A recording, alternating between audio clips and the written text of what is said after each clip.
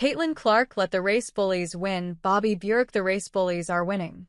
In an interview with David Letterman on Netflix, WNBA star Caitlin Clark claimed to acknowledge her privilege as a white woman in the WNBA. "I definitely have privilege," she told Letterman in an episode of My Next Guest Needs No Introduction, recorded in December, that aired this week. "I'm obviously white, but I think I'm somebody who grew up a huge fan of this league. I grew up watching this league, going to games, supporting this league. So I know where this league comes from, a lot of black women that grew up making this league what it is. And that's kind of the shoulders that we stand on." Clark adds the black women before her deserve all the credit, and there is a responsibility in acknowledging that. What? To recap, Clark entered the WNBA last season as its first mainstream attraction in nearly 2 generations. ESPN framed her popularity as a symptom of an intolerance for a league full of black lesbians. Various black women in the WNBA fell for the lie and responded by hard fouling, harassing, and slurring Clark on the court.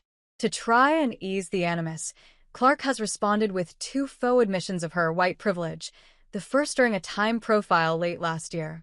"Did we miss anything? We recognize that Clark finds herself in an unenviable position. Her opponents and teammates abhor her in part because she is straight and white. She is relatively apolitical in a league in which LGBTQism is woven into the culture."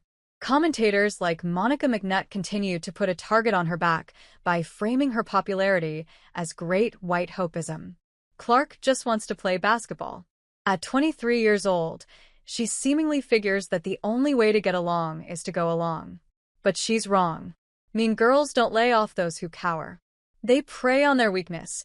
When Clark apologized for her privilege for the first time, the usual suspects framed her comments as proof that racism was to blame for her popularity. White privilege is real, and sports is no exception. CC is self-aware enough to understand that black women who have accomplished things similar to what she has haven't received the same marketing and endorsement opportunities. Jemele Hill posted on X. "Oh, and what about Serena Williams and Simone Biles?" Commentators like Hill try to ingrain in black Americans the lie that the success of white people is at their expense. And that's how many WNBA players view Clark's success, at their expense. In actuality, Clark's popularity will elevate the status of every current and future WNBA player, regardless of their race. Unfortunately, there is too much racial hostility instilled in the WNBA for most players to understand that. They'd rather the league crater than thrive on the back of a straight white girl from Iowa, AS Outkick host Tommy Lahren stated on Tuesday night.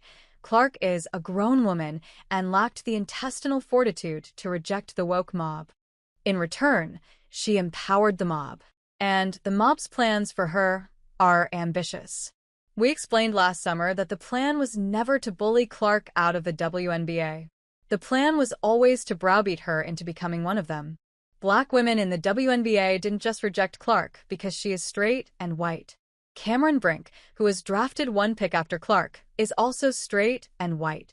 But unlike Clark, Brink entered the WNBA with remorse for her privilege." I could go way deeper into this, but I would just say growing the fan base to support all types of players. "I will acknowledge there's a privilege for the younger white players of the league," Brink said. "That's not always true. But there is a privilege that we have inherently and the privilege of appearing feminine." Clark didn't do that.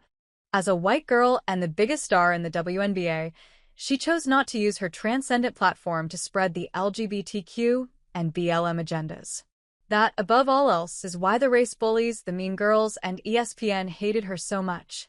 So they beat her down until she changed course, until she finally used the word privilege and pretended in an interview with Letterman that black women built the WNBA. They didn't.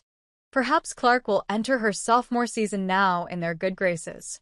However, that will last only as long as Clark continues to legitimize whatever mythical, identity-based crisis the wannabe victims of the WNBA proclaim next.